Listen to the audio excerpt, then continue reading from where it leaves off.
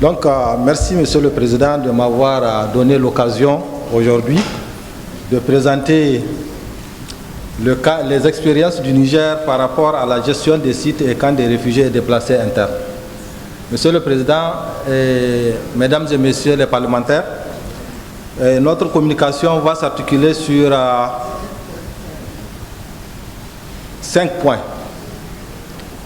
D'abord, on va parler du contexte humanitaire du Niger.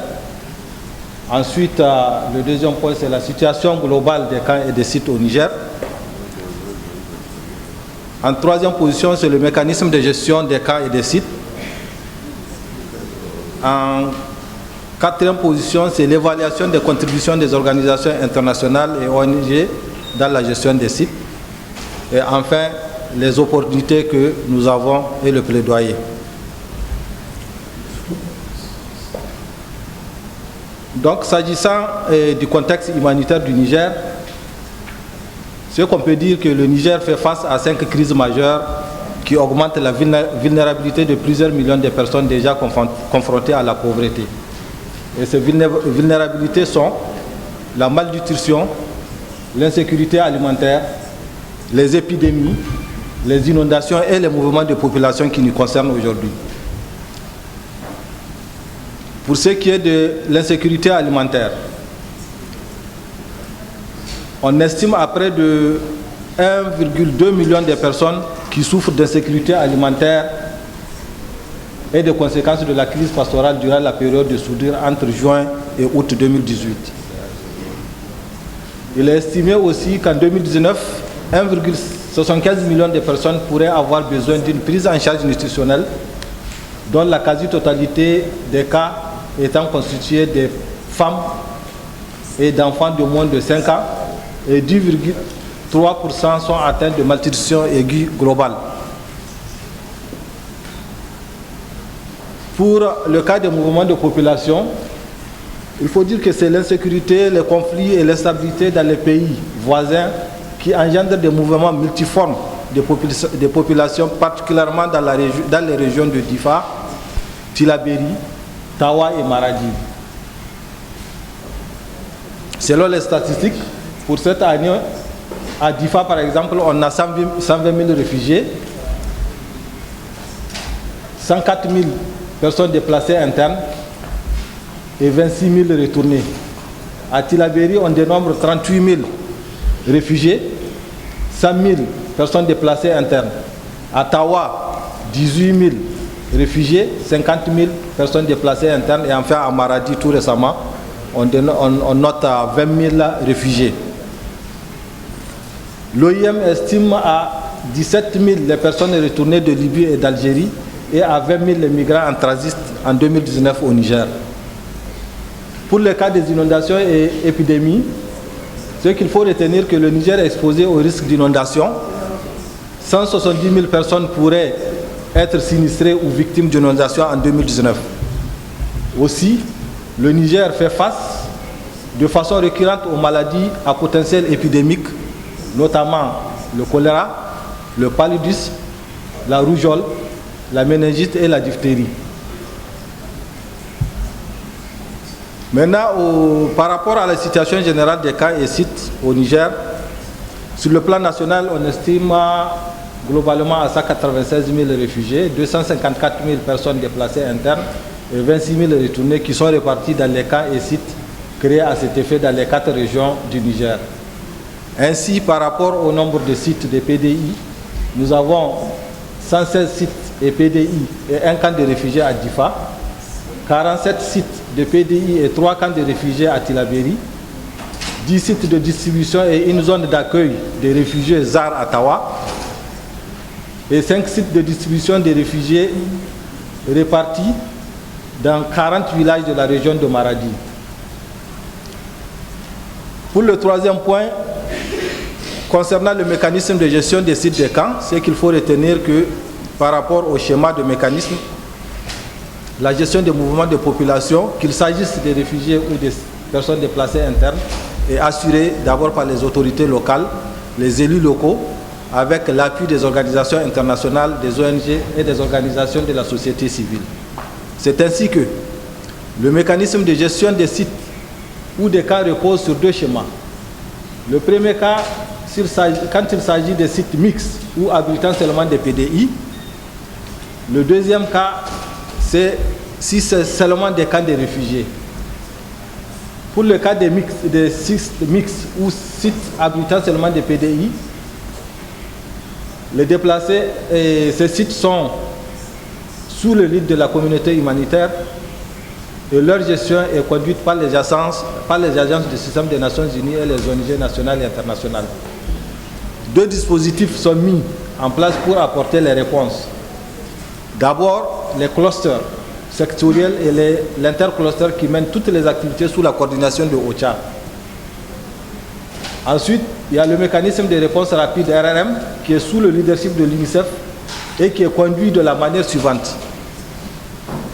D'abord, le lancement d'une alerte. Ensuite, la confirmation de l'alerte ou la triangulation. Ensuite, les évaluations, MSA, ERP, évaluation WASH et ciblage. En quatrième position, les interventions. Et enfin, le suivi post-intervention, enquête PIM. Et tout ça là, normalement, si c'est bien fait, c'est en 3 jours pour commencer à apporter les réponses. Donc pour le cas des réfugiés,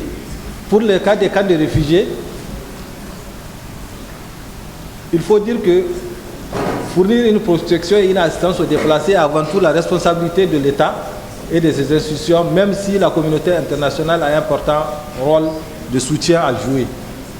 Ainsi, de nombreux acteurs de droits de l'homme, acteurs de développement, acteurs humanitaires et politiques, ainsi que d'autres acteurs doivent faire un travail conjoint et collaboratif qui consiste de la coordination.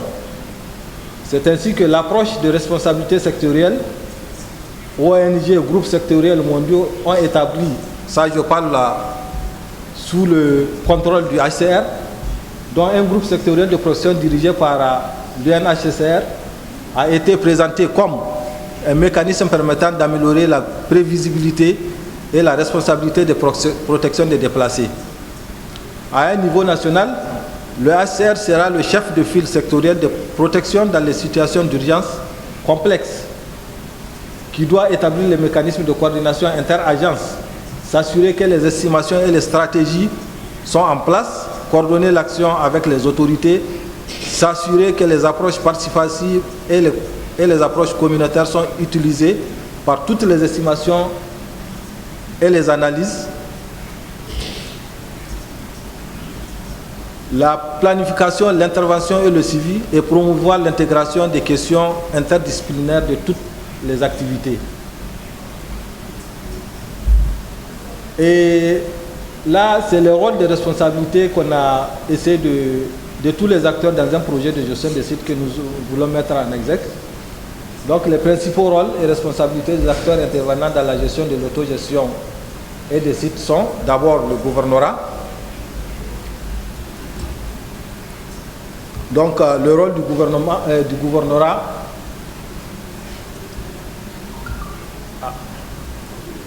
c'est d'abord, comme ça refuse de s'afficher, excusez-moi, c'est le technique. Donc c'est donner un avis averti sur l'ouverture et la fermeture des sites.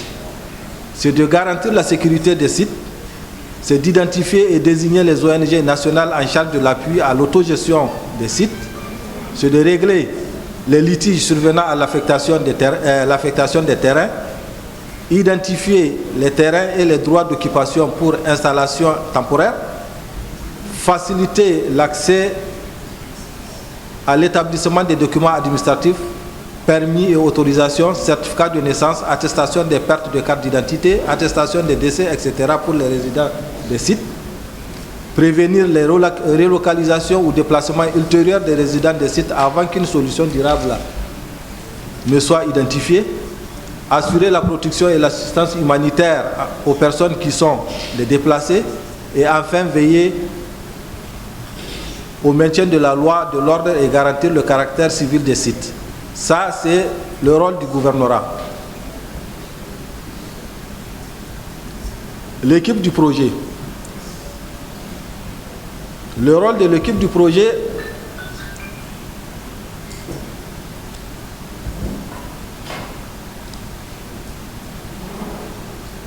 Excusez-moi. Hein.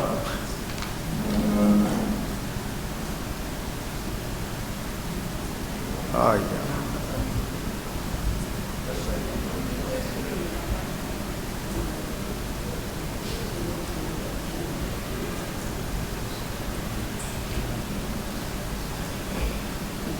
Donc on a défini les rôles à... Je m'excuse, hein, c'est vraiment le système. Donc ça arrive. L'appareil est planqué.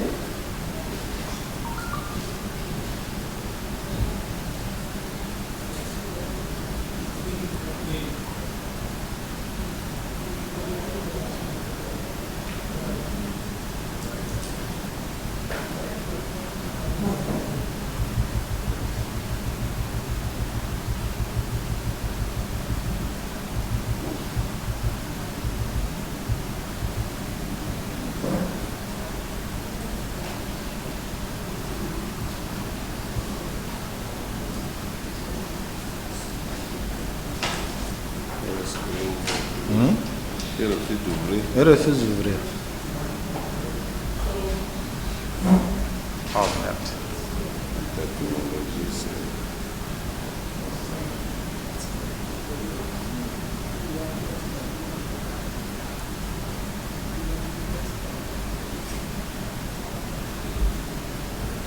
C'est bloqué. Il faut qu'il finisse ce qu'il fait là-dedans. Monsieur le Président, je m'excuse. Hein.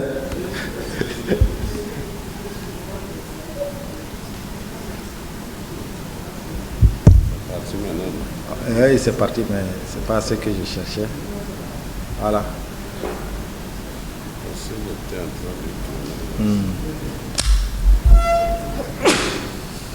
Donc, le rôle de l'équipe du projet, c'est d'abord de coordonner la mise en œuvre du projet de gestion des sites, superviser les activités de terrain du projet, s'assurer que les parties prenantes connaissent leur rôle et responsabilités, superviser et faciliter les réunions de coordination avec les ONG d'autogestion, et le HCR, faire des visites de terrain pour s'assurer du travail de l'ONG, d'appui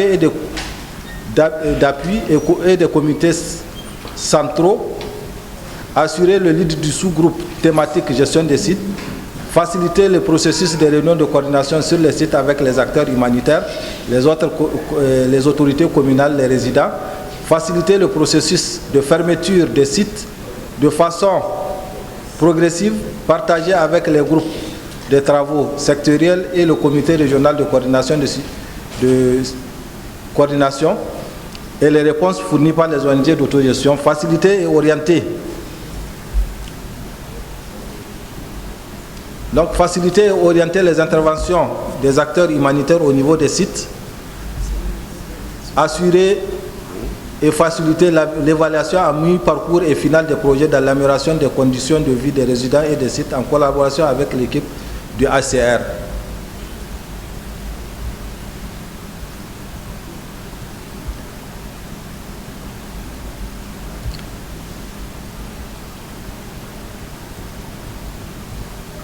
Donc, maintenant, je m'en vais au rôle et chargé de soutenir l'autogestion des sites.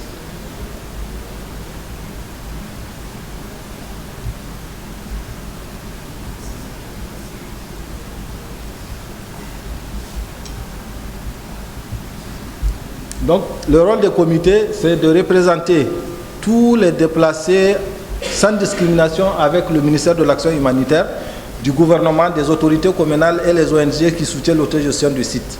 Servir de liaison entre les déplacés et les organisations humanitaires qui prestent sur le site. Transmettre les doléances de tout résident au site sans discrimination aucune. Autre, auprès des autorités compétentes et des organisations partenaires selon les contenus et l'importance des doléances. Relayer les conclusions des discussions avec les autorités, les acteurs humanitaires lors des rencontres hebdomadaires avec les comités sectoriels et à toute la population déplacée en fonction de l'importance des messages à diffuser. Régler les différends mineurs entre les personnes déplacées et entre les personnes déplacées et les communautés d'accueil, en dehors des cas de viol et des mesures ou de tout crime et délit de caractère grave, tout en tenant informé l'ONG depuis la gestion du site les autorités communales, le gouvernorat et le ministère de l'Action humanitaire et de la gestion des catastrophes. Contribuer au maintien de l'ordre public dans les sites en conseillant les résidents à adopter un comportement acceptable pour une vie harmonieuse en communauté. Assurer la liaison entre les différents comités et la supervision de toutes les activités. Et enfin, informer les résidents des sites au travers des comités sectoriels compétents ou directement des messages que le gouvernorat, les autorités communales et régionales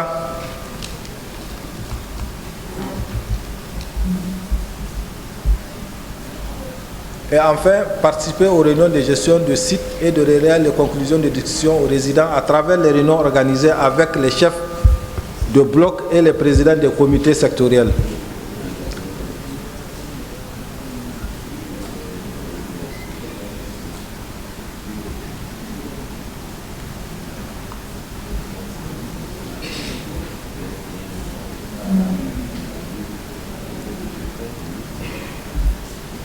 Donc, en quatrième position, c'est l'évaluation des contributions des organisations internationales et au Niger dans les gestions des sites.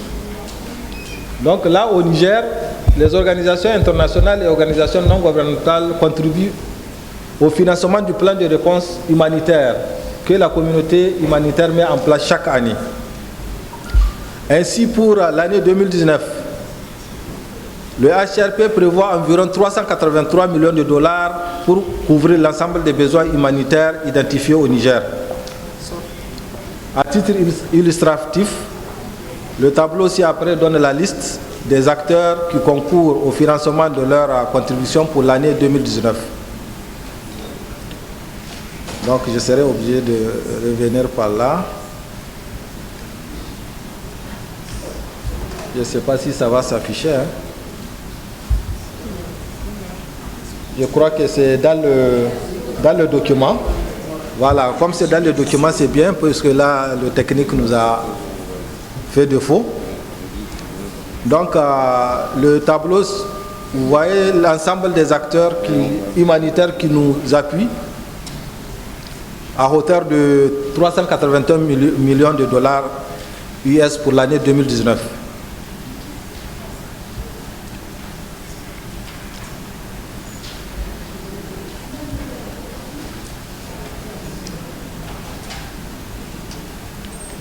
Enfin, le dernier point, pour ce qui est des opportunités et plaidoyer. Les opportunités, c'est l'engagement du gouvernement dans le cycle de planification humanitaire par l'existence du ministère de l'Action humanitaire et des structures spécialisées du dispositif national de prévention et de gestion des crises alimentaires. C'est l'engagement aussi des bailleurs au Niger. C'est l'amélioration du fonctionnement des mécanismes de coordination et de veille humanitaire, notamment le RM et le mécanisme de coordination civilo-militaire. C'est les acteurs humanitaires et le gouvernement qui travaillent au renforcement par le New Way of Working. Ça, c'est une nouvelle façon de travailler qu'on est en train de mettre en place à travers ce qu'on appelle le Nexus Urgence-Développement. Comment évoluer de l'urgence au développement, comment faire travailler les acteurs humanitaires et les acteurs au développement. Il y a l'approche sous-régionale, à la fois dans la région du bassin du lac Tchad et celle du Lictato-Guirma. Merci de votre attention, Monsieur le Président.